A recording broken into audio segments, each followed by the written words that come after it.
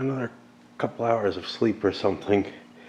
And, you know, it's not raining and it's not really, well, it's kind of drizzling a little bit. It's not really supposed to rain today. And I'm up early enough that I could go shopping. Tomorrow's supposed to be kind of like today.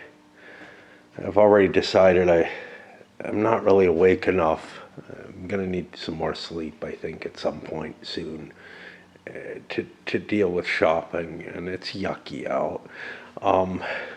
It is supposed to be pretty on Thursday. I think that means that I take care of something else tomorrow where I have to get some stuff notarized.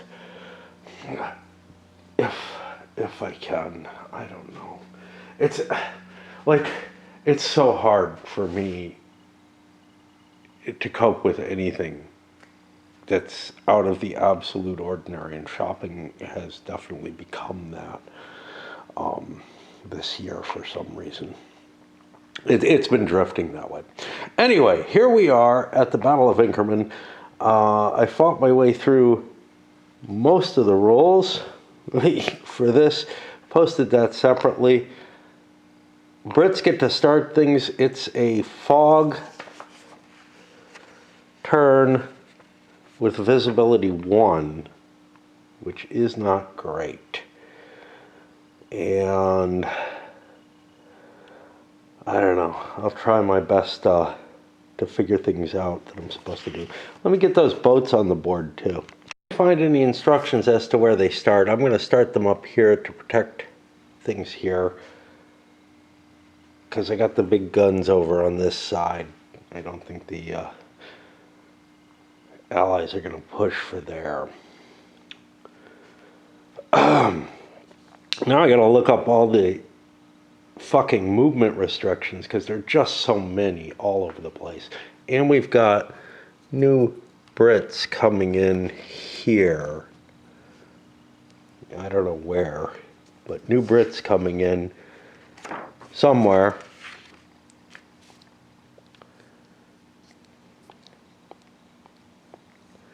This is supposed to be 1826. That'll be down here.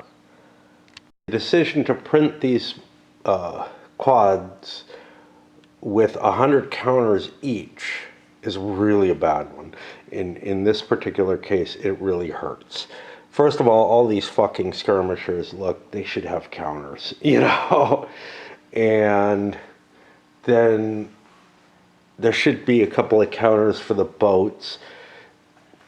There were a couple of blank green counters, presumably in another scenario. And then there's these, which presumably came in one of the scenarios. Who knows which one. I don't really like this red one because there's so many red units on there. I had the green in there, but I want to use it for the boat. It feels like there's just so much that they really could have printed 150 or something for this one. But again, they went with more pages of rules and everything. And when they sold the folios, they were losing money on them. So selling the battles individually would be a bad deal. They did make money on the boxed games and on the magazines, I guess. Well, the magazines, it's hard to believe that they could have. They were so cheap, like by subscription especially. They were $5, I think, was their list cost. But yeah, by subscription they were like $2 something when I was getting them. Anyway. Let me look over all the special rules for the historical and try to follow up with what's going on. But I really hate when there's this much crap in a game, this much chromey type stuff that's all spelled out in all kinds of individual things. Example is, I'm going to pull back to these breastworks.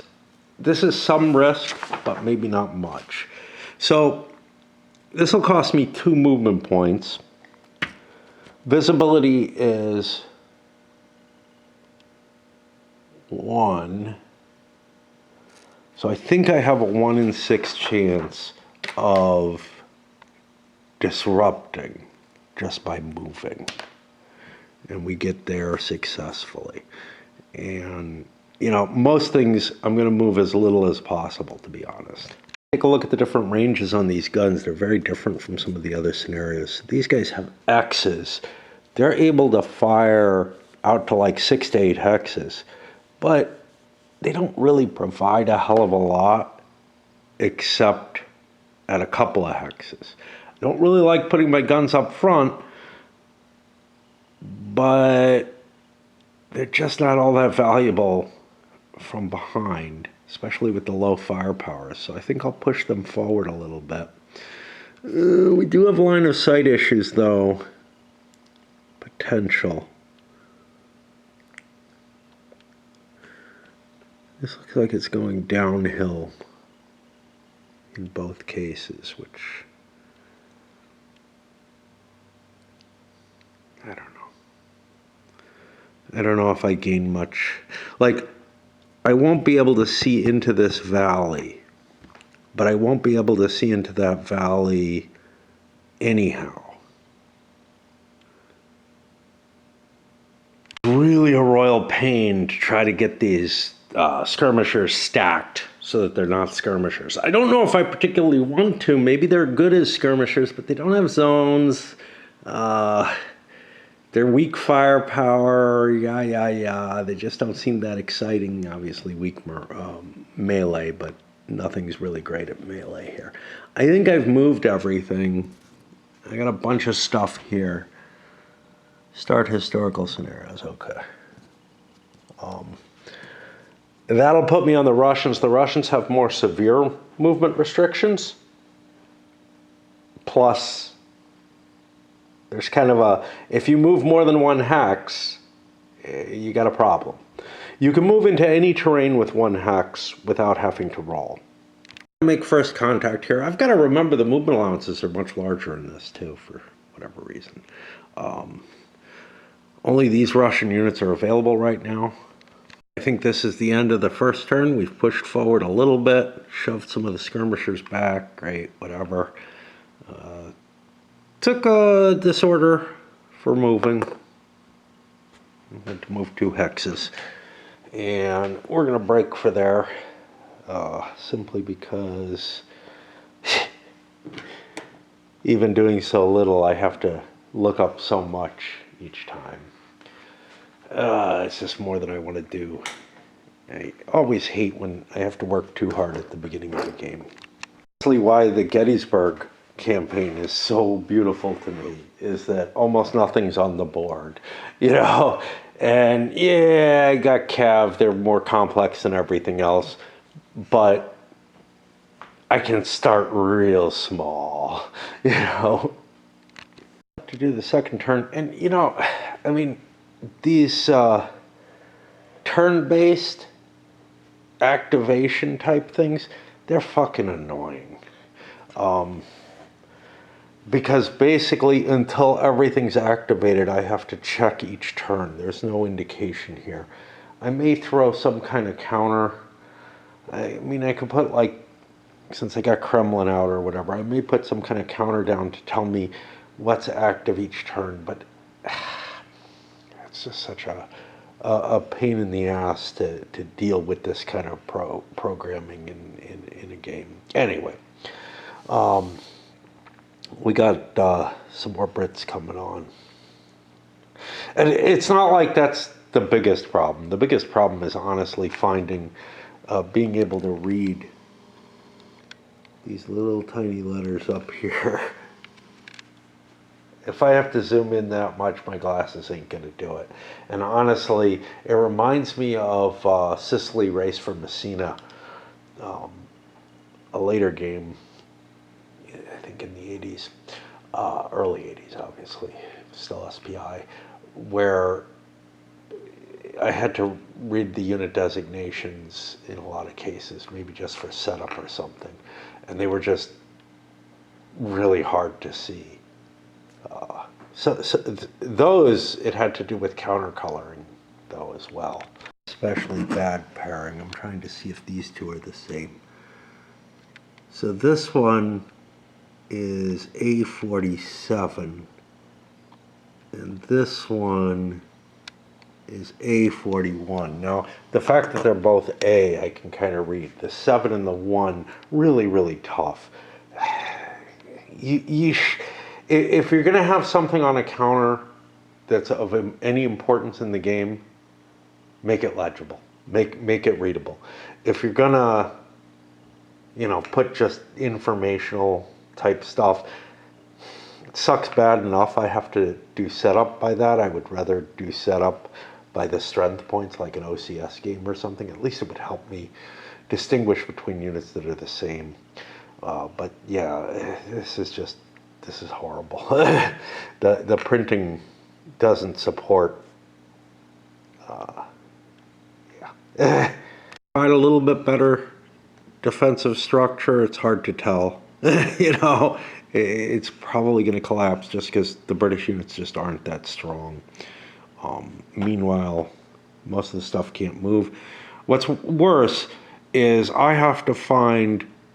Okay, finding the Allied units is easy enough. The Russian units, because they're divided into two different commands, they each have their own paragraph that's relatively, especially for P-Man here, I don't remember, Pavlov, something like that. Pavlov. His is all stretched out over here, but honestly, once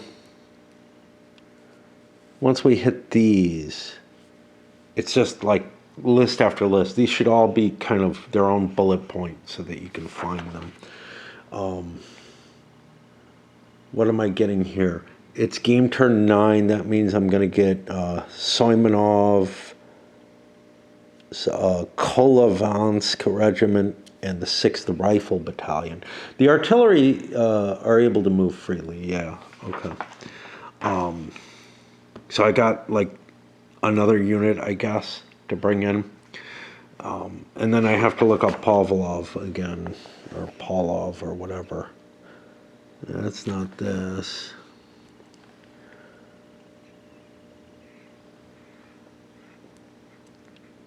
That's next turn. It's just this annoying constant looking up. And yeah, maybe later in the game it gets easier, but then 19 is where fatigue sets in. I gotta remember that too. I could write that in there. I could write a lot of this in. A bigger turn record track, take the name away, put it somewhere else, that had more information on it would be useful. I know that SPI tended to do that. This does not, Simonson has not done his full job on this one as far as I'm concerned for a number of reasons. Still looks like his work, but yeah. Russians inch their way forward. We get to the next turn, make the same lookups everywhere.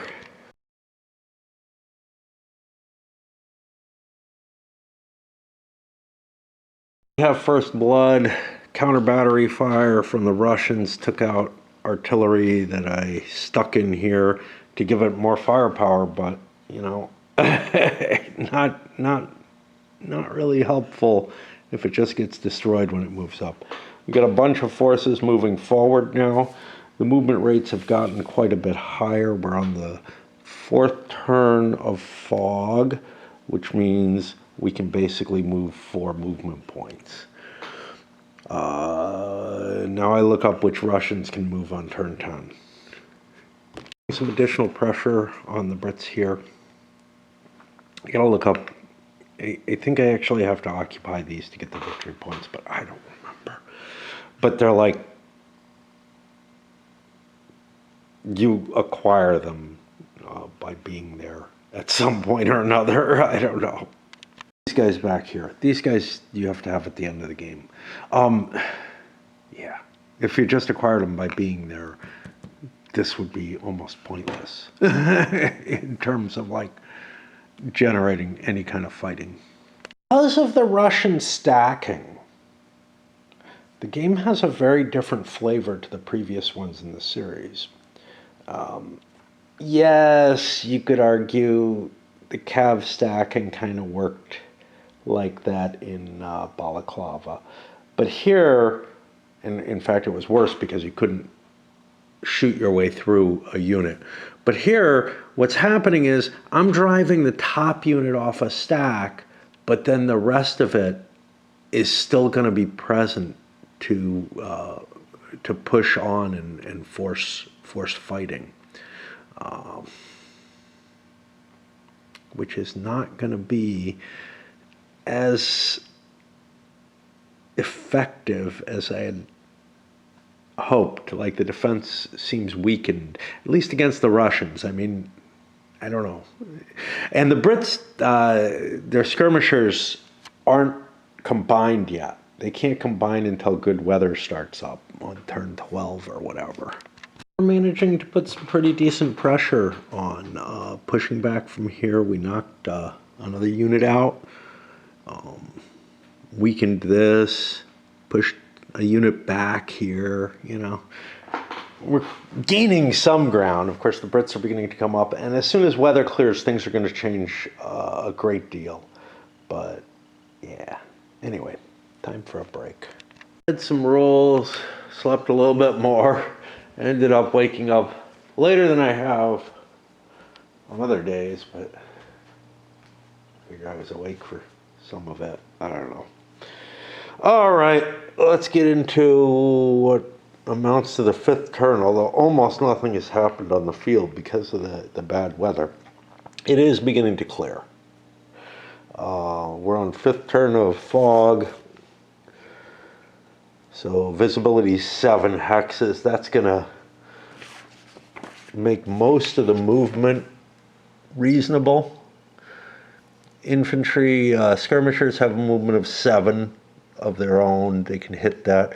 Cav, if Cav goes above 6, it's got issues. Artillery 5.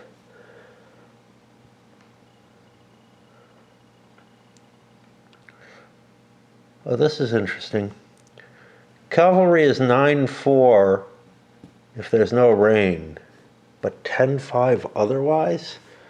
That doesn't make a damn bit of sense. That does not make sense, does it? Where we got these movement allowances?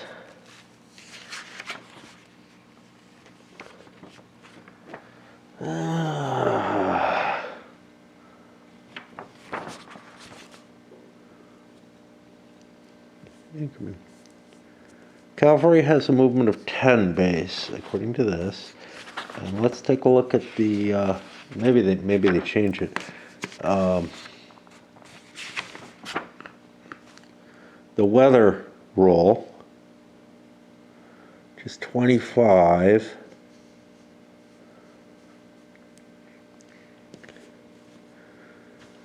Oh.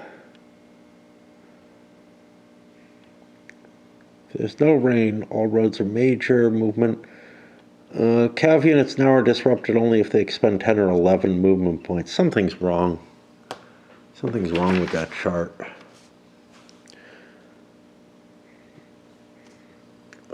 That's 16.2. Well, it's not corrected. They can never spend 11. I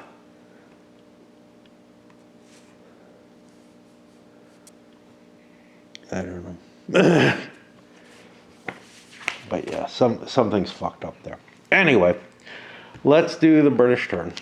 Here's our snapshot view as we start to get in close enough that we can defend that bastion. Of course, the Russians weren't able to move, so it didn't really matter. Likewise, this column is making its way up. The French have special movement rolls that apply until the other French units catch up to them, where they have a 50-50 chance of moving, but on this turn they move, largely trying to get away from enemy units, but also engaging where I can. And we were wiped out of here, pushed back from here. We succeeded in shoving one Russian back here through firepower alone. But again, the resilience of those double-stacked Russian units is much, much heavier. I shot the top unit out you know, I mean, it's like I'm on the 5 table, so I'm not guaranteed to knock somebody away. And then I have to melee the stack anyway, because the bottom unit still has a zone. Oh, I haven't done my recoveries yet. Russians moving. We've got the spearhead still here and cutting in this way now. All of Paulov's forces are enabled to move. And then we sent some of, not Samsonov, but can't remember his name. Soimanov. Some of his units are now moving down to threaten this, but very late to the game. But there's more points down here than there are over here, so whatever. And defensive fire time is making fire combat much less valuable, which is probably a bonus for the Russians. Them attacking through the fog gives them some advantages. Now that they can move a little bit in the fog, it's especially useful, but this is the last turn of it. They've fired back. Of course, theirs weren't very effective either, so we're on to melee. The weather gets better. Supposedly we have British reinforcements on turn 12. Huh. What's up with that? What's up with that? I don't see any. Did I fuck something up?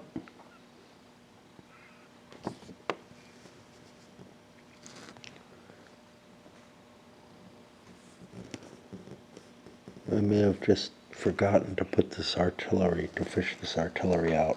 A50/3. Or maybe I took it there? Huh. I don't have the B50 either there.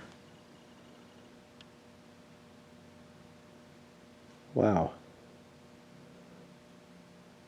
I got totally the wrong units here. What's up with this? There we go. Wait a minute.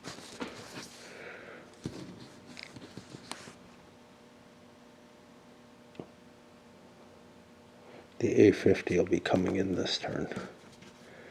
I just had them in the wrong order. Well, the turn is still heavy enough that I don't feel like continuing right on. Some more napping, and weather looks worse tomorrow than it did a little earlier, but I gotta do what I gotta do, I guess. Some more Brits come in. See what we can pull up on a defense. There are no more Russians activated this turn, if I'm correct. I don't know. A clear game turn so I can form a battalion.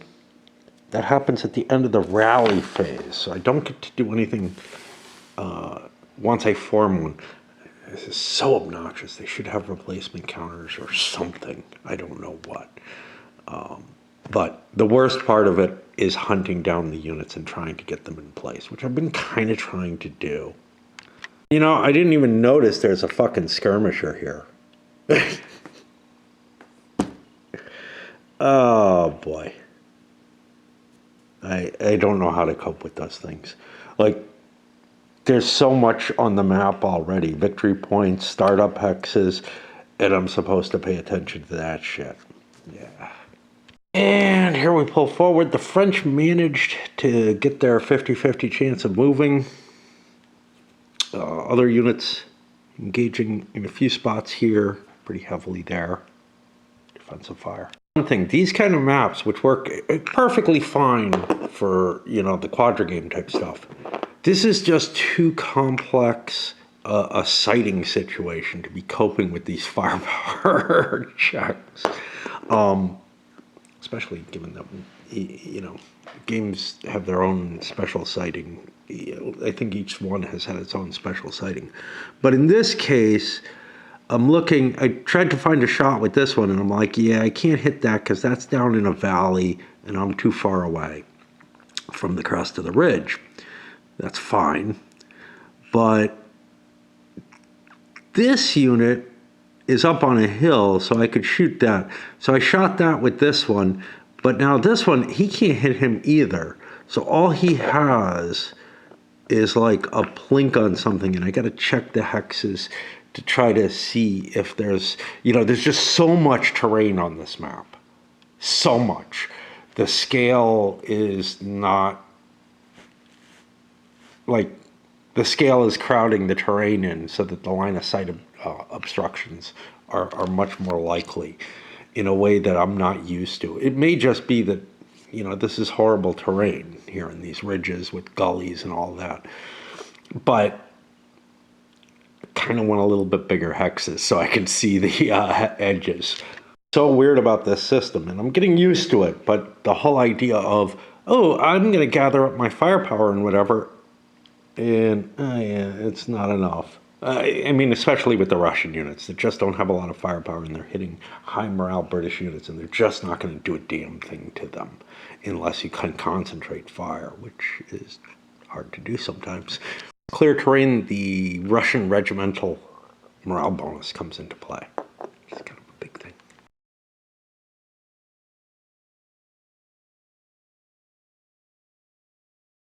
Into the British turn after recovery. We made a little bit of gain here, fell back here, whatever.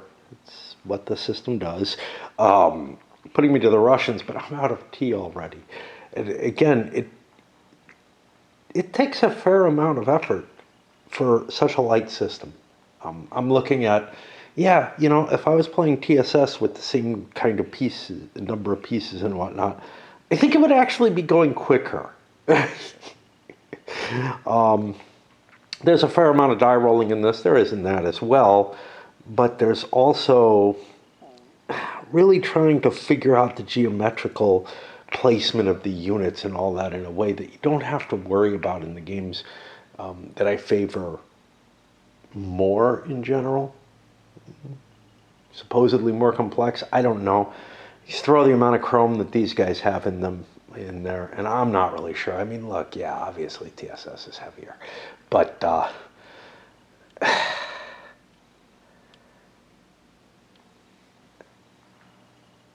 yeah, I don't know. There's something intriguing about this.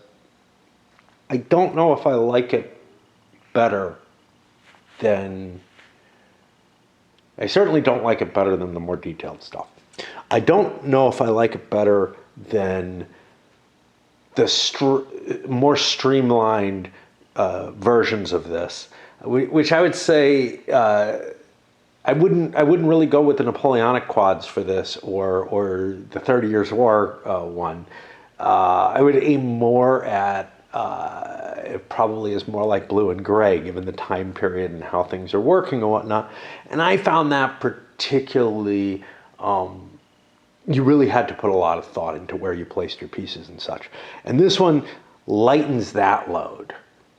I don't know, but compared to like the Napoleonic the Napoleon at Waterloo type system, I don't know, this doesn't feel terribly more complex in the thinking, but there is the more die rolling to go in there, so more mechanical crap happening. Cup with a cup, and let's see what we do with the Ruskies.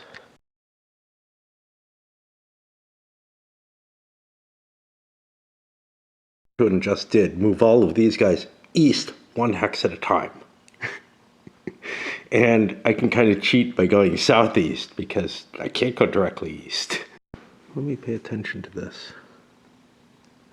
This should have been melee. Should have been a melee retreat. So I need to get a counter for that to clear that out, and then everything's going to be okay, I think. The Russians are trying, moving through this hideous terrain, to get a grip on the British forces, and they're having a hard time between the lousy quality of their units, making it unattractive to attack in many places, and the slowed movement, trying to keep regimental integrity so that I have some morale with them. I kind of wish all the Russian units just had one higher morale, and the hell with the regimental integrity, because it's it's a clutter thing, you know. This design, this particular one, is more cluttered because of that. Just like, I don't know, it feels like each one of these has had a certain level of clutter that just isn't worth it. You know, yeah, it's adding a level of detail of something that's interesting and realistic and should be modeled, but you know what?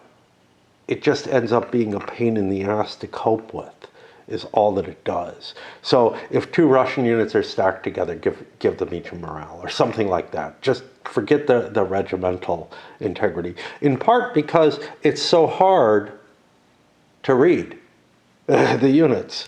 We managed to push one British unit back, but the bigger thing is counter battery fire took out the other British artillery. That's a big deal. Those are a big increase in the amount of firepower I can throw down. And the Brits are not that powerful in firepower in this one because they've got so many of these skirmishers. Now, once, I don't know, once they're combined, they become more powerful, but I'm not really engaging combined stacks, so I'm not going to be able to paw through and see, are those the same unit? Another thing, yeah, two skirmishers together, let them be a unit. Again, don't. The problem is that, yes, it is a pain in the ass for the commander to get his units all in order because they're spread all over and interspersed with each other.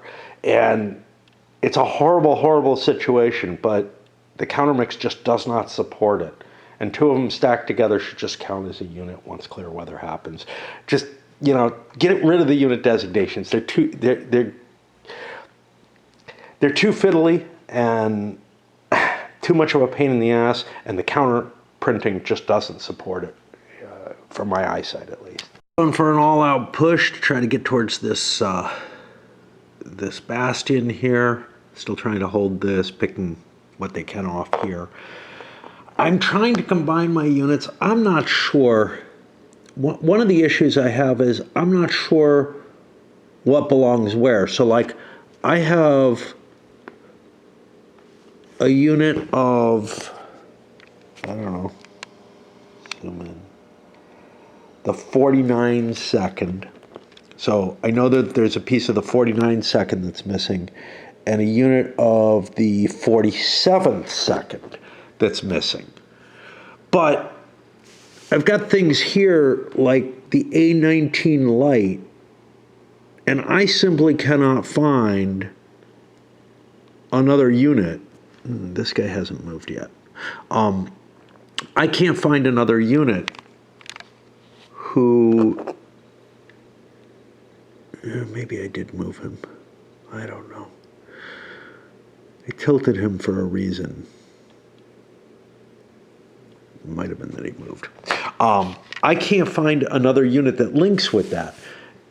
Now, if they're A and B, they should be. I'm out of reinforcements. I've got everybody on the board. So I can look here and see, hey, were they in the setup? I guess. So here I have, like, these are not skirmishers. Unfortunately, they don't distinguish the skirmishers very well, except that they have the A and B on them. Well, now I'm not even seeing them. There's A33 light. I don't think there's another light that matches that. Did these others come in as reinforcements? Possibly. A77, A88 light. Yeah, so I think some of these don't even have a match that they can combine with.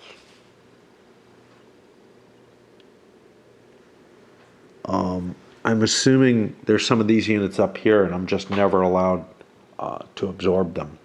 I do have some pretty decent units that I've created, like this thing here, which is a 6.3 bore. That's a pretty big firepower there. And that's, you know, not a light, not a guard. Just kind of interesting that it's got so much firepower. I don't know. What weirds me out is the ability to just shoot through your own units with the artillery or over them or whatever. I don't know if these guns are particularly good at arcing, but you don't see this in the Napoleonic stuff. And you also don't really see it much in the Civil War stuff. Now, it may just be that these formations aren't taking up a lot of the space in their hex, but they're usually not filling the hexes, and it doesn't bother with that kind of thing. So I don't know why this game particularly allows it, but obviously it would require more complex rules if you had to be able, to have an elevation above the units or whatever. But the artillery does seem it reminds me of the artillery, again, it reminds me of the artillery in the less detailed games like Napoleon at Waterloo, where it's what artillery is good at, is you can stick them behind units and they can give a lot of support defensively as well.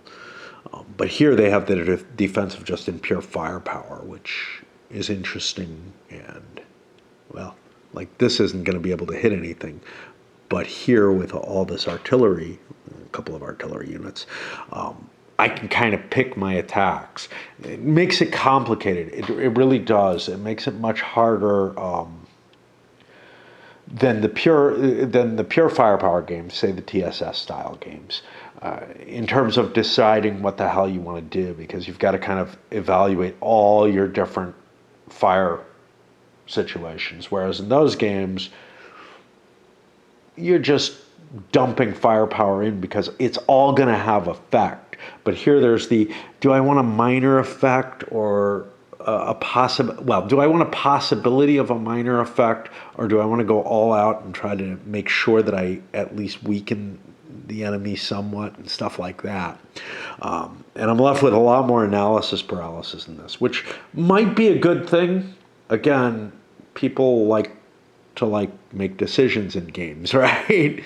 And it's the making decisions which is where the analysis paralysis ends up coming in. It's just that I'm used to, in the games that I particularly like that are more detailed, according to the designer of this, more realistic, but I don't buy that, more detailed in terms of what they cover, end up giving me a lot more mechanical choices where I'm just like, yeah, I want to be on that fire table, I want to be on the 3 to 5, nothing else. But if I can't make that, everything else has some possibility of doing something. Here, there's quite a few shots you just don't get anything out. Like here, I'm firing 3 to 4. Let's say I did that. Well, I can't possibly do a damn thing.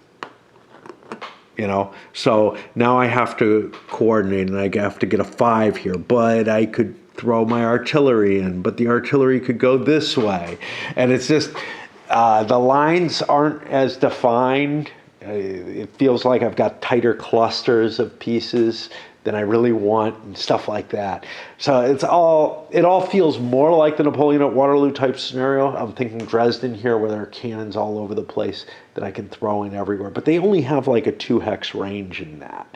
Here, they've got relatively massive ranges that I have to look up their firepower value for and all kind of stuff like that. But they also don't have the line of sight that I'm used to, like the hindrances on line of sight that I'm used to. Playing those more firepower-based games, I'd be leaving channels open for my artillery to fire through as long as I possibly can on the offensive. And the defensive, the cannons will be in the front line because they're useless anywhere else, basically. Or maybe they're on a hill right above the units that are in the front line because they're allowed to shoot over them or whatever. But what I don't have is a cannon that can hit 1, 2, 3, 4, 5, 6 different places, all of which are kind of vital to what's developing here. So I have a lot of different calculations and decision-making opportunities here. And I don't like that much. That's more than I want, And then, if I've got Like this cannon can hit all those. This cannon can too. So then I have to try to optimize all my fire combats. And it's not, you know, my choices aren't very restricted. I've got a lot of options is the problem. I don't want any choices at all. It's just in these other, in the firepower-based games, where they handle it in more detail. And I think more realistically, because I just don't buy this sort of packed heavy formation where I can shoot through stuff. And it's what it looks like. It looks really packed. It looks really tight. And whereas in those others, I do have decisions. I have decisions as to, you know, how to allocate my force, as well as where do I want to leave gaps if I want the artillery to have an effect, you know, for as long as possible? What do I want to do for that, you know? And I have to march forward and undergo fire on the way in, instead of it all being sort of just on contact in melee range when I'm shooting. And these are rifles. I mean, these are guns with the mini balls and whatnot. There's a fair amount of rifles in here. Anyway, let me stop grousing and fire. It's just, this is putting more of a burden than I want from a game that's not giving me as much detail as I want. There's something neat about it. It does take away some of the pre-planning and some of the sort of assuredness of how well an attack's likely to go pretty well. But there's still too much there. The fact that I can move forward, take fire, and I don't care, I shrug it off because it's not going to affect me. Like, I can move into a position where the fire is just not going to do anything at all. I don't mind if it doesn't do much, but there's a cumulative effect to that fire. Now, maybe the fatigue rules handle that or whatever. I'm playing with the simplified version of them because I don't want to track them everywhere. But it's all kind of baked into these other systems that do have a lot of mechanical effort in them, but mechanical effort doesn't hurt the same way. It can be tiring, it can be fatiguing to do all that die rolling and all that. But there's pretty much a lot of die rolling in this too, with all the recoveries. You know, disruption's such a common effect. I'm questioning whether there is really all that much value in this compromise situation. Silly stuff like the woods here that aren't really woods, they don't block line of sight, you know.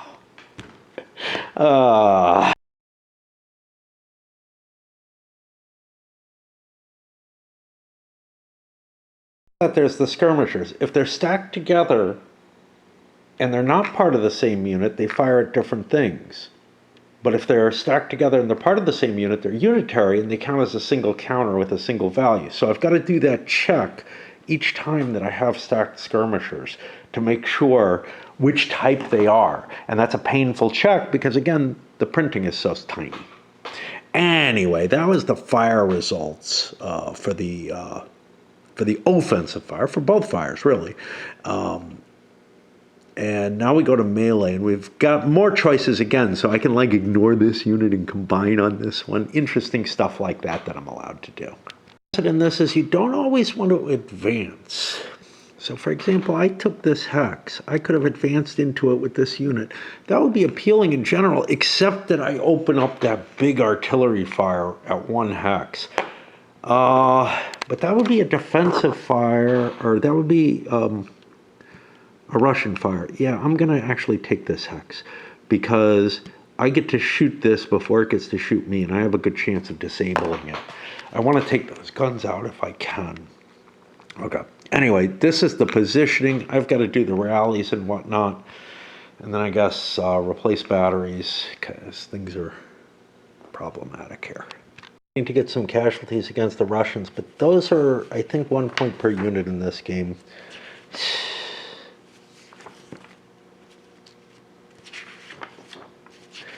So hard to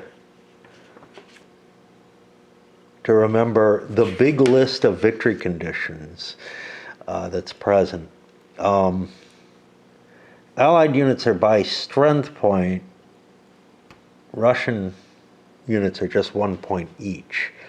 So, I mean, we're not hitting a lot because we're getting these skirmishers here. So that's not that big a deal. But anyway, now it's the Russian turn to come back. They have a lot of trouble making ground with their crappy troops, as they do in all of these scenarios. This one gives them some interesting options, but again, the double stacking is weird because I can't fire with both units, but I can melee with both units. I have a mess with the Russians clustered here because they've had to retreat and units are on the wrong stacking. So I have to do all that kind of stacking stuff. Plus I'm getting these Suzdals, which can move forward. The rest can all shift over a hex east because I need more power everywhere, you know? Oh, this is becoming a nightmare scenario. I don't know. So far, every scenario in this game, in this quad, I'm a little iffy about at the very least. I just don't...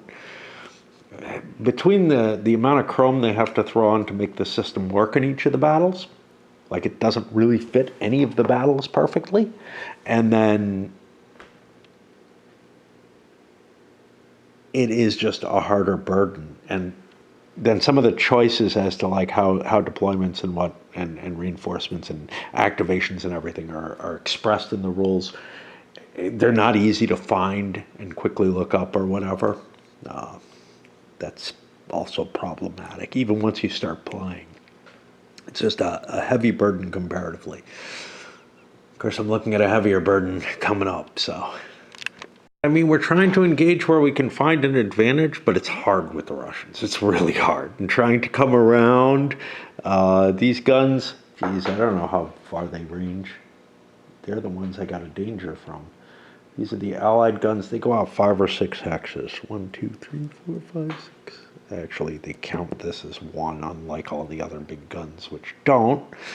I think. I don't know. So, yeah. Unless I break the line and get down in here, I don't have a real problem. If I break the line, that's a pretty big deal. That's getting me a lot of points. I may not need to go raid the camps. But if the British take cover within the guns and I need to hurt them, because I need to get, what is it, like 11 points to get anything. And I have 1, 2, 3, 4, 5. Yeah, I think I'm there. Plus terrain advantages that I would get. That's another 6 available to me if I break that line. So, yeah. Fire from both sides. We've pushed a few units behind. You know, there's things like this where I forgot to throw this artillery in, so I had to throw it in over here. Again, it's the complexity of the number of places that I can hit with any given gun makes it really hard, and then having to cross-reference all the different types so you can't really memorize what their firepower values are. This one is particularly bad at the different types of artillery. Most of the others had like a couple of different types of guns on the field, you know. This one's, at least for any given side, this one's just kind of a nightmare with the different quality of guns. It feels like it's, again, too much detail. Do I really need a difference? You know, I don't know. Like the W and the V, they're not all that different, right? And it's probably got to do with crew quality more than anything else. I like not just the guns itself. They're just putting too many different values and making those calculations for the fires too complex. This has a ton of different types of weapon types in it. That Great Battles of American Civil War, you know. But there aren't a lot of each one. Like, there aren't a lot of places where you have to worry about it too much. Yeah, you might have to look up shotgun, but you can kind of remember it. Rifles, I mean, I can picture the fire results for just about everything except the artillery. Now, the artillery is the problem here, and there are a fair amount in there, but not that many.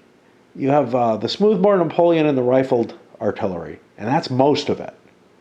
Then you have like things like the Whitworth, that there's like one battery with 2 guns on the field, and every time you get to and it's not like you have to make any other calculations with it. It's just like, oh yeah, that can throw some fire in from quite far away. Then I think you have one more, like parrots or something like that. I don't know. There may be more in other scenarios. There's James rifles, James guns too, but those are all relatively rare, and you get to CWB, and it's a lot less detail on that. Artillery is just artillery. You get to NBS, you got heavy and light artillery, but again, not a lot of detail there. And I feel very comfortable with those games. You get to the Viva l'Empereur, artillery is just artillery, you know. I don't mind the lookups in something as detailed as TSS. This doesn't feel that detailed. It shouldn't be. Just the Russians forward a little teeny bit. I moved up here. I didn't take this hex. I won, but I didn't go for it because I've got too much damage to my force to really press hard. I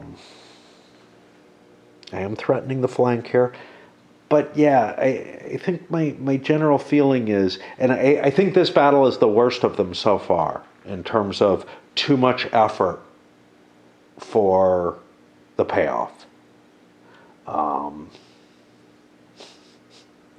You know, I complained because Alma changed so many rules, but honestly, I'm looking back on it with, you know, a nostalgia at this point because this one is just so ugly. And I mean, some of it is unavoidable. It's the scale with the sighting that's going on. If the artillery couldn't fire long ranges, it wouldn't be a big deal. But that decision to put the artillery fire using a TSS style firepower table, sorta kinda, is really, really hurting things in a number of ways. But so are a lot of the other decisions having to do with components and such not. I feel like this is the clunkiest of them all, and it's one of the reasons why, well, I avoided most of the optional rules because they add more clunk to it. And again, it doesn't look like much is going to be added. It feels like somebody was unwilling to throw away design ideas that really weren't all that practical. Let me know if you guys play this with, you know, a lot of the optionals. Yeah, I mean, I don't care too much about the random setup start thing. That's not a big deal. But the march and the full fatigue rules, where you're keeping track of fatigue on every unit, that seems really excessive for this game. You know, I would much rather have what is a mechanically much cleaner game that does more details. You know, follow that old TSS system. On turn 14, nothing new happens. Let's make a quick roll for the French. Do I roll for each unit individually? I didn't do that last time, but I fear it might be the case. Yeah, it's for each unit. Okay. So first unit, second unit gets to move. I'm going to rotate the first unit to remind me not to, and now the Allies get to advance. Conflict kind of low grade, so we can recover our units, stuff like that. Stretching out here a little bit, just a couple of little engagements. It's not that vital to grab the victory point hexes yet. It's more important that the Russians expend themselves hitting me, as I see it. Anyway, I did move an artillery forward. That may be my last British artillery. And it's again exposed to fire. Will it get shot? I don't know. You know, it comes to, is it more important for the Russians to knock the infantry back, or is it more important to conduct counter-battery fire? They've been doing some counter-battery fire, and it's been pretty effective. Pushing a little harder against these skirmishers here, for example, but in a number of locations. But you can't push the Russian army. It's just, it's just not capable of recovering in time to keep launching wave after wave of attack. Relatively successful Russian turn, gaining advances here, killing a couple of units actually, destroying a skirmisher there, advancing here. I think we may have killed something there again. We're racking up a body count, really good rolls basically on those melees. And I mean, we had good odds and whatnot as well, but we're really kind of grinding down that British force. All right, break time. I got a crappy battery that didn't charge here. Oh well. Turn 15, we have one more Russian regiment coming into play. There's some tobacco on them, don't worry about it. And, well, other than that, I don't know, get the French to check. First one can move.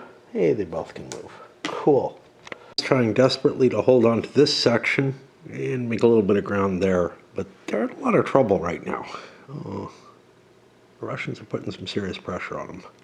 The Russian got some more mixed with counter battery, took out another artillery piece. That's a big deal. And elsewhere, they drove the French back.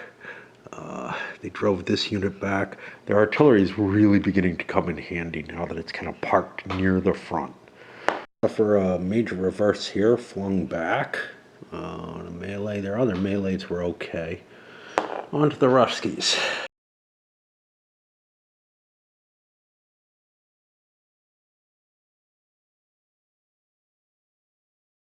Push here for the most part. A little bit here, whatever, I bumped the board.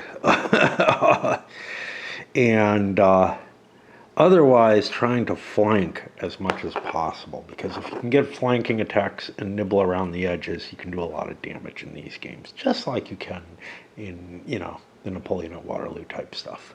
At the end of that turn, we accidentally destroyed another skirmisher. I mean, if they're just printed on the map, I can't see them. I should have counters, I should have these counters like this to represent them or something, because it's just totally useless to have them just printed on the map. They're hidden under units. I moved units away without noticing or whatever because they look similar to this shit. It's just like there's so much on the map already. It's just not a good solution. Fuck it. Hey, the Russians deserve to kick some butt, even if they historically didn't. Yeah, I mean, if I don't notice a skirmisher, it dies. If I manage to notice it and like here, I actually walked on top of a skirmisher. The French withdrew from it. I walked on top of it. I could have killed it. I think they count for victory points. I don't know, but whatever. Anyway, that gets us to the end of 15. 16, the light brigade shows up, whatever. The Allies the Brits at least, are taking horrendous losses here and are just not holding up. It's hard to make any kind of judgment about, any kind of balance or anything here. The Russians have gotten lucky for one thing, but the other is, yeah, I mean, if there are units if there's capabilities that I can't even notice because of the design, the game is just, gonna have its issues. It's a lot easier to keep track of the Russian brigades because their names are mostly not very close to each other, so I can kind of see which unit it's part of. Plus, there's always 4 units of that, so I can just kind of stick them together. The Brits start with their units scattered about, some of them near the rest of their units, some of them not, and they get picked off pretty easily. And it's also really easy, so it's very easy for me to deal with the Russians because all I have to remember is, oh, they have 1 more morale, right? it's stacked. Oh, okay, you know, I remember that. With the Brits, I have to look, check, except for, you know, this happened with the Russians briefly over here, where I have to check because they were being pressed a little bit. But because the Brits are on the defensive and are being pushed back, I have to look and check. There's a good chance that there's not a pairing. And if there is one, then I have to sum everything up. It's not just a matter of looking at the top unit and treating it as normal and then, oh yeah, it has an extra morale. I have to paw through that stack and make sure. I don't know that I violated that at all. I do know that I violated the skirmishers. This is the second time now. The first one I did roll an attack on it eventually to make up for it, but yeah, this one I'm just getting so frustrated by the mechanical aspects of this design. SPI can do better than this. Daylight Monday morning, like 10:30 or so, and I know I have to go back to sleep. I've been up for about an hour or two. Something, I don't know. It's drier today than it is going to be tomorrow. Wednesday and Thursday are supposed to be pretty good. So I'm like thinking today would be the day to go. Not shopping, but to the notary and whatnot. Anyway, here we are on turn 16. And this is when the light brigade comes into play, and I think some Russians do. Nope. The last Russians come in on 17. But obviously there is a pile of French, which are at 24-26, which is down there. Assuming, like, I'm not looking up to make sure. Like, it could well be that they're supposed to come in down there. I don't know. Anyhow. Still have to roll for these guys. Even though they're in contact with the enemy, right?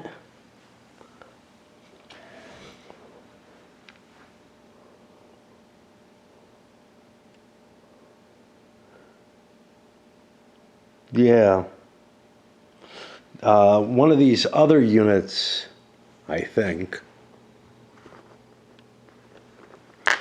would have to end up next to them to activate them. And they're both going to be active. Well, back over here, I don't know, can't really save this. We're trying to push it forward here, but for the most part, keeping this line as structurally secure as we can. The French are attacking here. Additional French coming up.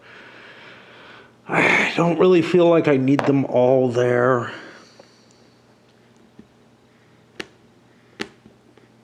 Maybe I should move a couple this way instead. Move the light brigade. Let's put it over here where there's a little bit closer to clear terrain. I mean, I don't know, but it feels like cav going through ridges is just not particularly good unless they're armed with carbines. Most of it went okay. We drove some Russian units back and whatnot, but we did lose one of those big French units. The other one flung back. Bad odds, horrible roll, and now it's the Russian turn. And the Russians nibbling around the edges. Remembering there's a skirmisher there. But we're going to take this key location here, and we're degrading the British position there. This looks like it's a strong Russian victory so far, but I've been wrong before. But equally stupid decisions. I had a British unit here, got shot out and destroyed, but this did not. Now, I do have some artillery that I think can see them. A V at range 3. It's not going to be able to hit them. That's a 4 against a 4. Yeah, on a 6 I can hit him, but that's a skirmisher, so it's back 1, so it can't actually hit him. But this was a weak position for the British to put a unit in, because they had a better firepower skirmisher here, just intrinsically, than the unit that was there. Now, yes, I have more staying power, but I'm not going to be able to survive the melee after that guy got shot out. And so there's like this weird shit going on because of stacking and whatnot.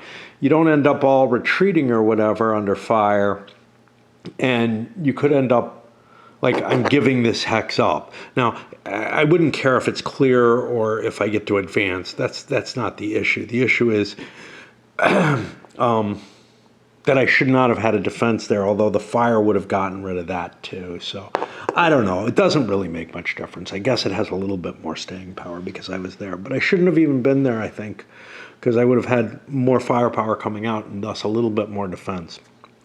As turn 16 continues, the Russians make a lot of advances all along here, up there, over here, just everywhere. We're busting the Brits off, you know, breaking off the ends of their formation.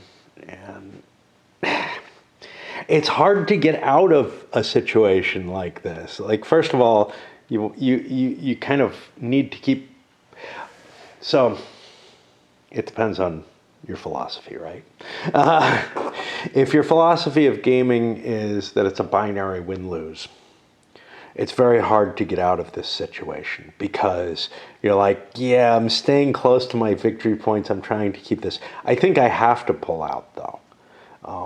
But if I was squeezed a little bit tighter, it would actually be impossible for me to do so. But I think I have to fall back. And that means, you know, these victory points are now in danger. Those are not capture, but just get near, just like the ones down here are.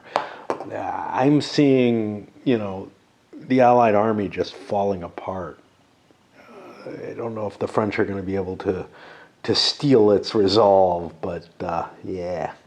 Anyway, we're going to break and probably snooze for a bit because I'm real tired. You know, I sleep for a couple hours and I feel awake and like I can do things and everything. But the reality is, no, I didn't get enough sleep yet. Okay, I think we're at the end of having to look up lots of stuff in the special rules, I hope. Oh, fuck. I forgot about artillery being spotted. This was long ago during the fog period. I don't think it made much difference. Things were too far away to make a lot of difference.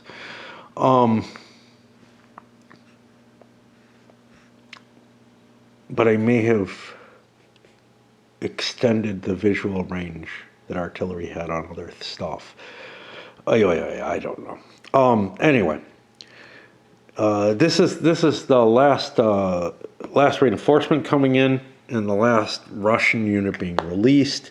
It is the Brits' turn. I don't know how they're going to turn things around at this point. Numerically, they're in trouble. Yeah, I have a lot of French that help refresh stuff. But I look at this and I'm like, yeah, I'm screwed because I pay per melee point. Plus, I'm losing the terrain. Is there anything else? There's artillery. I'm losing out on that.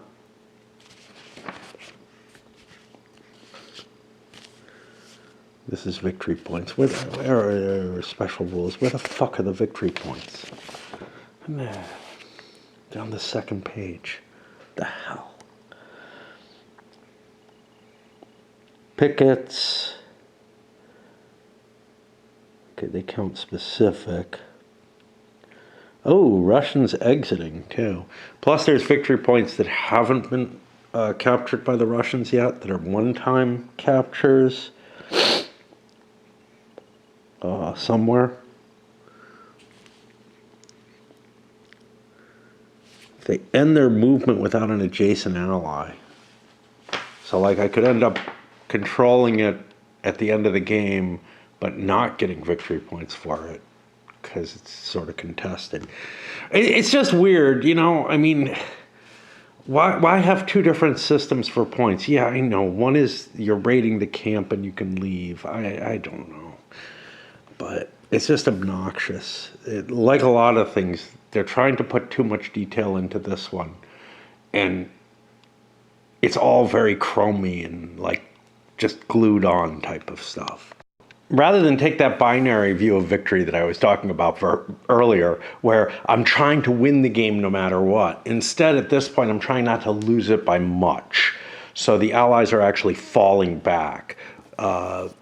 This is something that most gamers don't really like to do, right? But it's the historically accurate thing to do.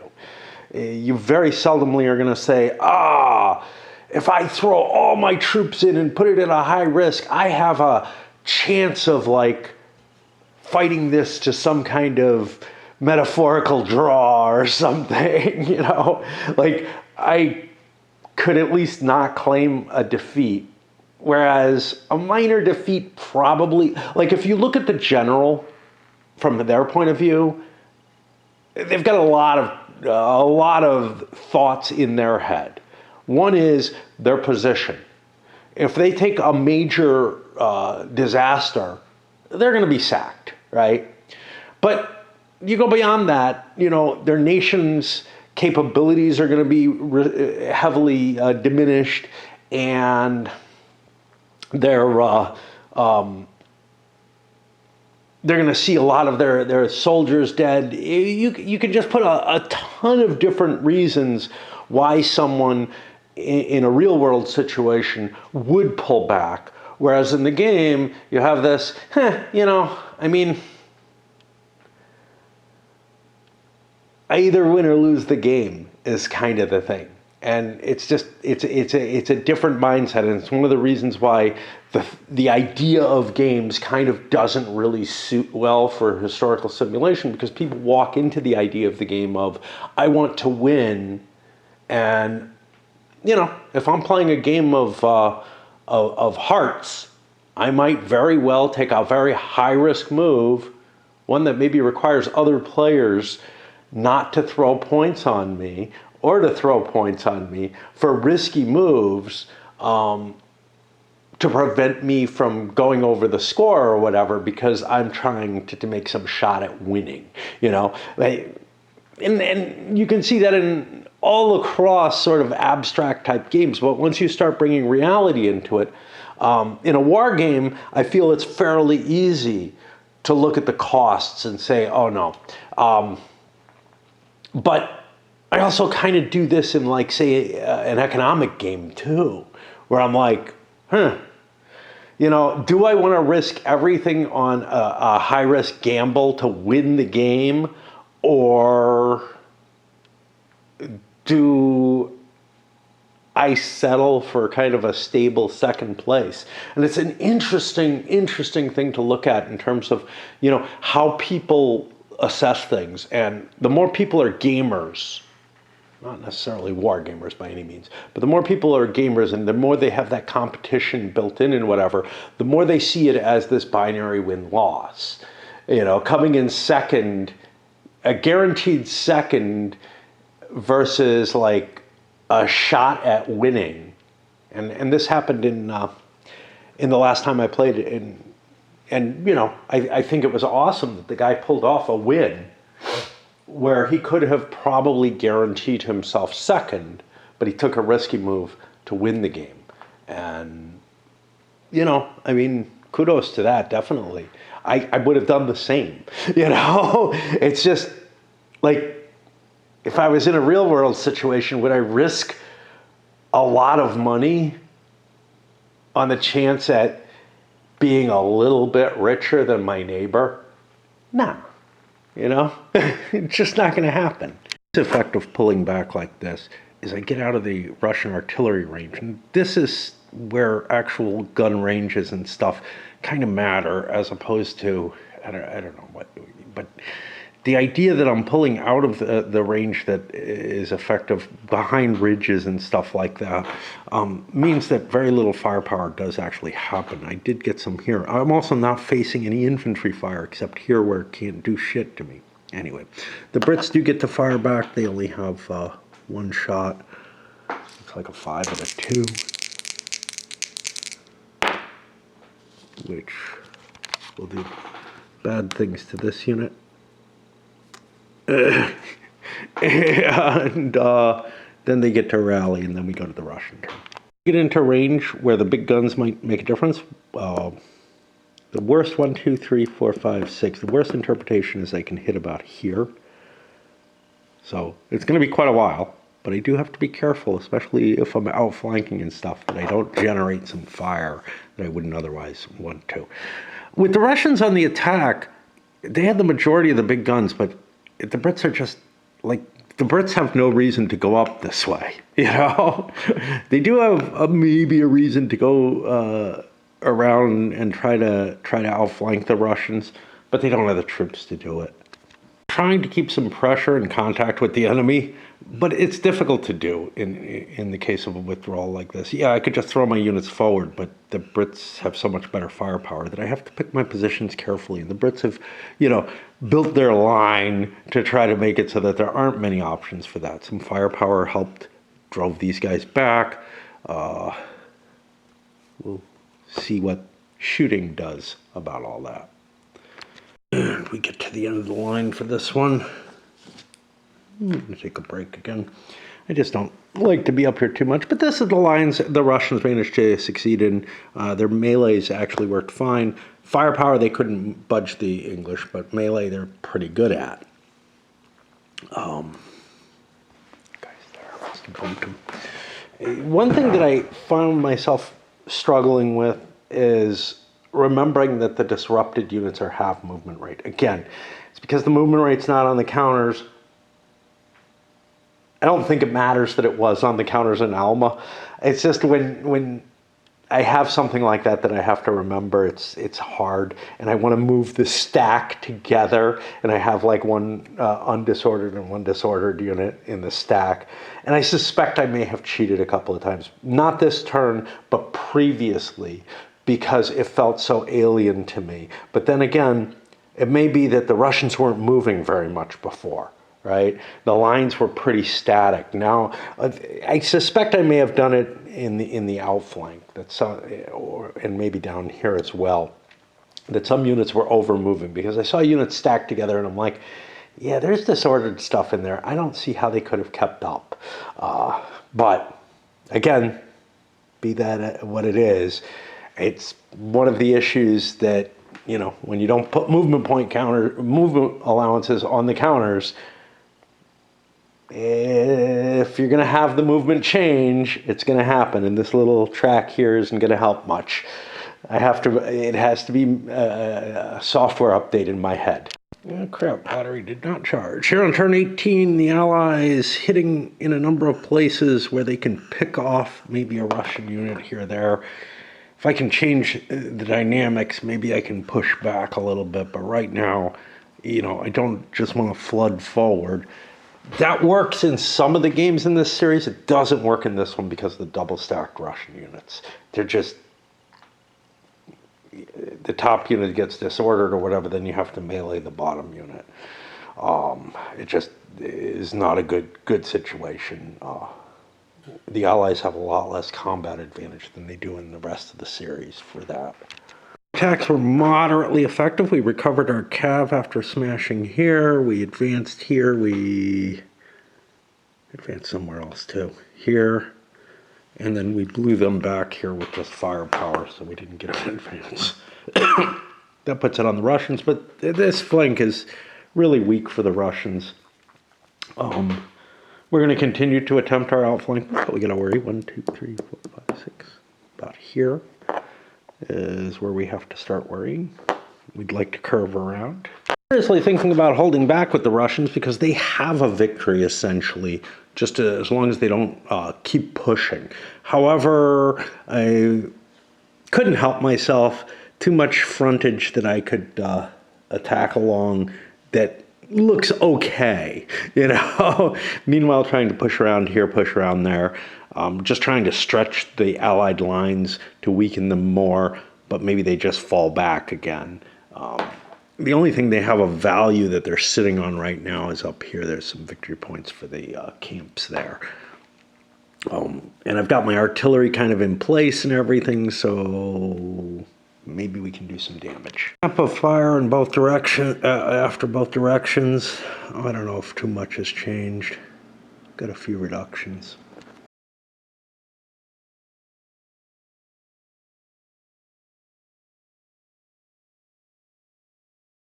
To advance deep in this game. I just got a 2-point retreat on this unit.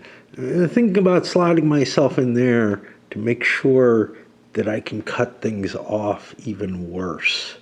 I don't know that I can, because I think this hex is going to be a retreat hex for these guys if that happens. Plus I'm only up to there. I'm like running back this way. I think I'll just go forward the 1 hex. I completely ignored these. I wasn't in a position to attack them. I'm just going to throw myself back rather than engage them. My units would not have engaged them. I noticed them. You know, they're just not distinctive enough to call out and say, this is troops in such a busy map. They're a fucking horrible idea. Okay, and this is the end of the 18th turn. The Russians made significant gains just about everywhere along that line. This makes it the 19th turn. Something happens on the 19th turn, and I don't fucking... fatigue. Yes, fatigue will set in. So that's what I gotta remember when I hit that. Everybody's morale is gonna be 1 less, but I have to look. I think the French aren't affected by it because they come in late or whatever. So we'll try to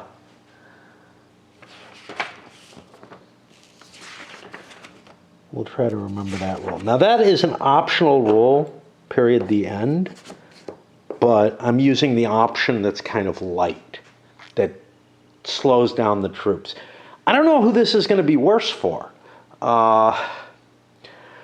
Certainly it's not good. It's not going to work well for the Russians because their troops have been relying on that stacking to get the extra morale point, to get on the 3 or 4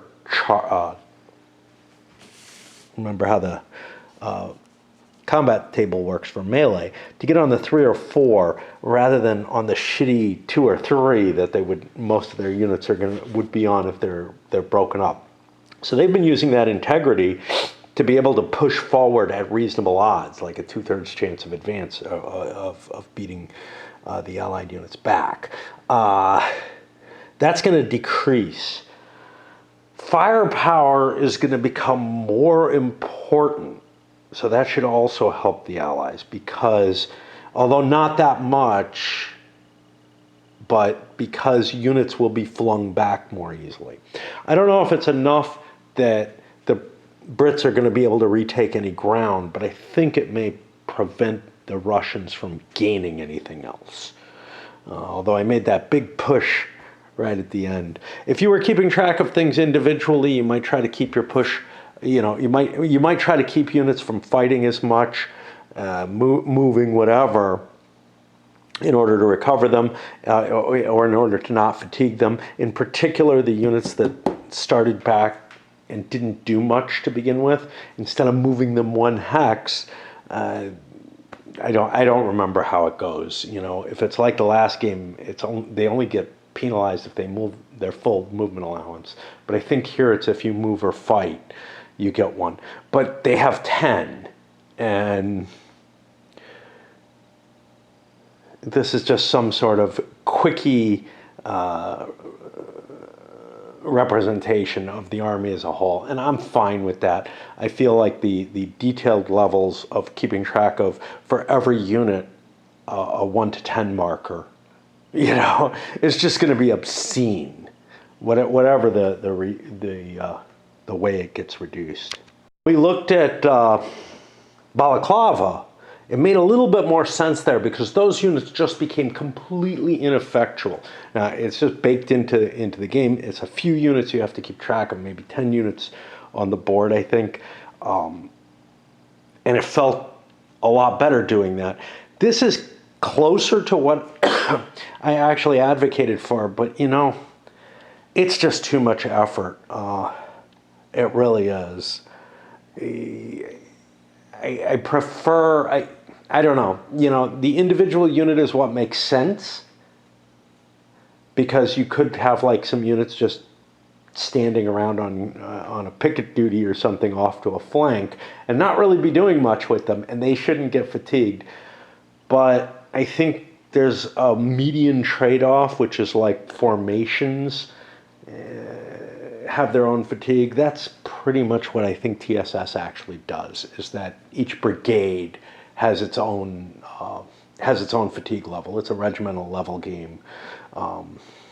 This is a battalion level game, I think, isn't it? I don't know.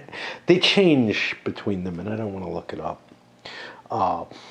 But anyway, I can handle playing just a little bit at a time. It helps assuage me of my my angst that I really should be suffering, because eventually it boils to the point where I'm stressed enough that I actually do what I need to do. There's something I absolutely fucking had to do and have been delaying on, and I could have gone today. It was better weather than it's going to be tomorrow. Had I done it last night. It's just filling out some paperwork and stuff, but then I have to get it notarized and mail it out. I don't know. But I have to look in an email and figure out, it takes very little time. It would be no big deal. It should be no big deal. But to me, it's just like this immovable block until I actually just do it. But just doing it is hard. Back up here in my avoidance. I do remember the fatigue. It's not just the morale. It's also movement point is dropped by 1. For what that matters. Making things a little bit more aggressively now. Making a push here. I feel like with the fatigue rules, with the addition of the French, I have some opportunities. I do have to be careful, and I've pulled back in some places to try to recover units. I'm hoping this guy can survive, but who knows. He takes any fire, he's fucked. But I'm hoping to throw back and maybe try to regain some of the territory that I've lost. We're not seeing that back and forth over this or any other victory point hexes. The Russians have just been able to push forward so strongly. I do have a question down here, whether I want to try to ram into that. I have this wonderful French cav. Let's do it. I'm also incorporating these finally into my defensive structures, where I noticed them at least. I've made some ground here and killed some Russian units under this, but like the cav, because its morale's now weakened, it's not a guarantee. Well, it isn't a guarantee anyway, but it's not as likely to recover. We drove units away here. They're going to become less and less of a worry. Those French units are a pretty heavy investment in defending that flank. I don't feel like we got any massive change, though, by this attack. However, the Russians may have difficulty launching anything of their own, just coming up against fire. They're going to keep pushing their luck. I've got some decent attacks and some iffy ones. But iffy can work because first of all, without the splitting fire, I can't drive lots of units away. I kind of see the reason for that option, but on the other hand, crap fire doesn't do much. Yes, these have a 2 morale. A 6 against a 2 is guaranteed to hit. But do I want to make myself not guaranteed to hit and get reduced fire on two units, either 2 in the same stack or across different stacks? I don't think so. I think it's better to keep hitting units and sending them back so they can't keep coming back because they have to do their recovery. The Russians made a little bit of advance. I think they killed something too. Another one of the French big units. Even though they don't have a reduced morale. It was caught out and in an injury-prone location.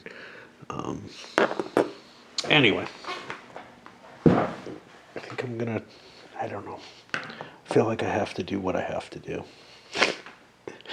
You know, I've avoided so long. I'm trying to convince myself, to just lie down and read or something. But yeah, I think I'm finally at that boiling point where I can't do anything comfortably anymore without doing what I have to do. Yeah, this battery did not charge fully. I don't know. Turns out I sent away information, the only sources I had of the information at this point, that I need to fill out the stuff that I need to fill out. This is the usual for me, you know. First time, apparently it got lost in the mail, didn't get to them. Second time, I had signed something that needs to be notarized before I noticed that it needed to be. And I'm like, okay, well, I think this might be okay because there was a caveat to that I thought applied. And now I've got a different set of forms, like not as easy to fill out. I feel like the guy's like trying to fuck with me or something at this point. But also, I don't have, like, I sent my spare death certificate off and stuff like that. Like, I ordered 2 because, and now I'm trying to do it, like, I'm seeing if my brother can get me the information I need. But everything's just more complicated than I wanted it to be. And now I'm up here to reduce my stress by playing this stressful game. Let's fall back a little bit here. We're getting into 1, 2, 3, 4, 5, 6, closer and closer to where those big guns can come into play. But over here we got a problem. There's these wonderful victory point spaces. If the Russians are adjacent to them, I think they get a victory point. So I'm throwing a heavy force in that direction. Over here I'm trying to cover as best as I can. I don't know if this guy is in the best place he can be.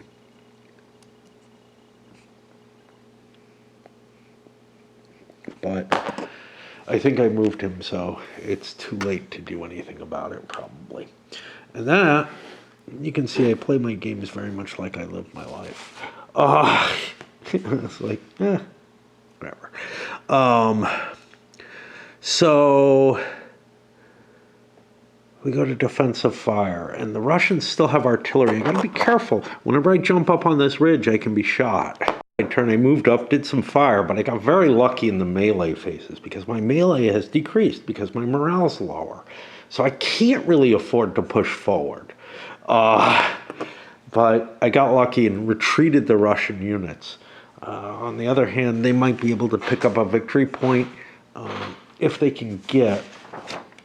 Let's look for the victory point thing.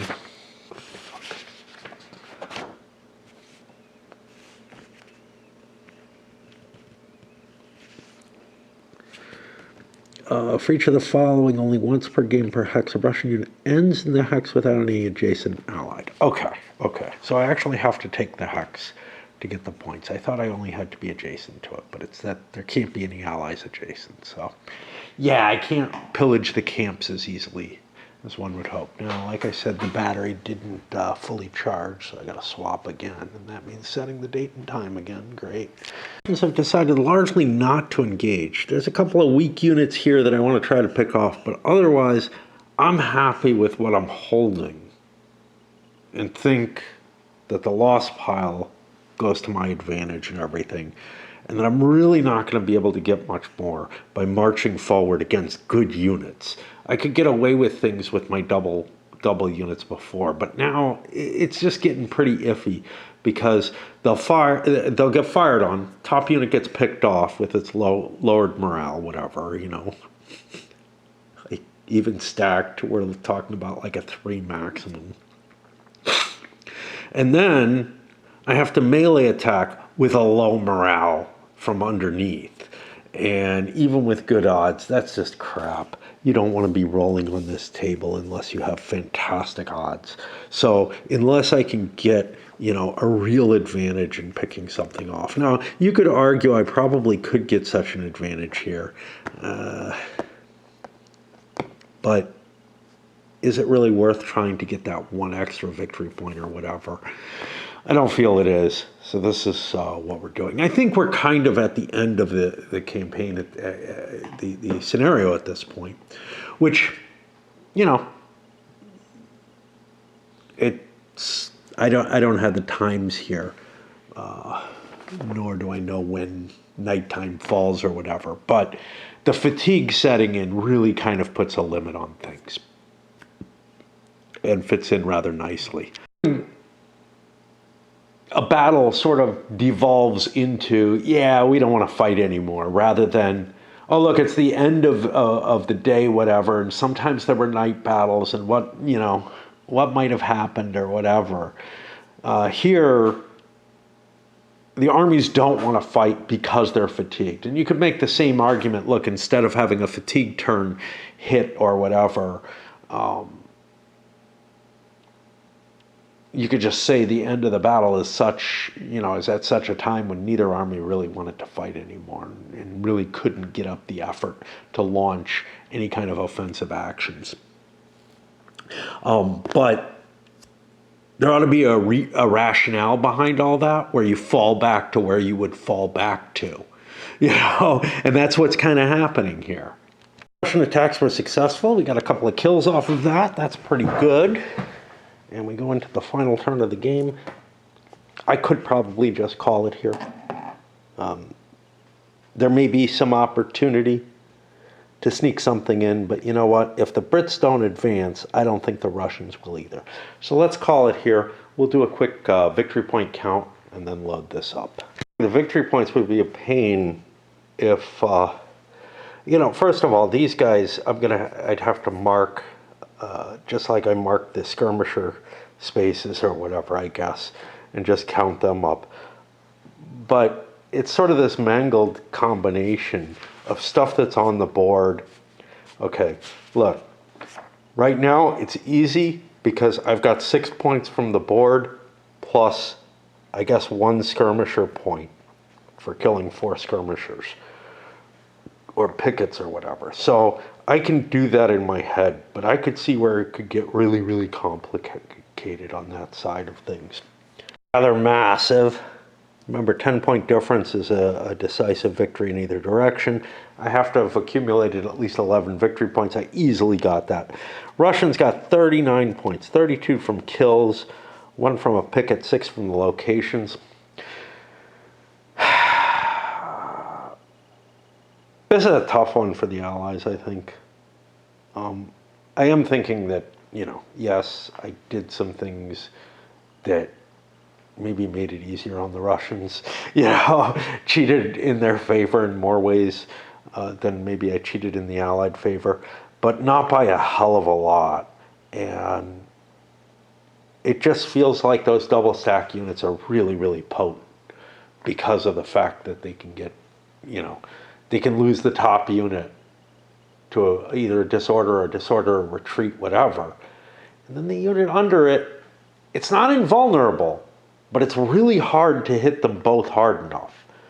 Like, you want to ensure you're going to make the top unit run away. And the way the combat chart works, quite often you're happy just, with other games in the series, you're happy just disordering a unit. That way you can ignore it during your melee. It doesn't shoot you during its offensive fire. So, that's kind of your goal, is just disorder units that are next to you. But in this case, it doesn't work. Yes, it does get rid of their offensive fire capability, but the Russians have no offensive fire capability, pretty much. I mean, they have a hard time accumulating one. It's their melee that's dangerous, and if you're leaving a decent unit underneath that can melee, you've got a real problem. And just the way the fire chart works, you want to ensure that you have to ensure that you make it retreat so that your second round of fire can hit that unit underneath, or else you're just wasting it. Of course, you could deploy it somewhere else, but in general, those are your choices, are like, yeah, I can either take a risk and maybe end up wasting some firepower or allocating it where I don't want it or whatever. Yeah. I had real difficulty with the terrain in this one. It's really hard to tell the lines of sight. It makes sense that it would be hard. I don't know what to do about it. Like, bigger hexes would help. But yeah, it's just such a mess. What the line of sight, being able to determine, hey, is that a ridge in the way? And then, because it utilizes a slope can block you. Like if you're like here, you can't see a unit here because the slope blocks you from seeing down, and it doesn't matter if it's steep or gentle.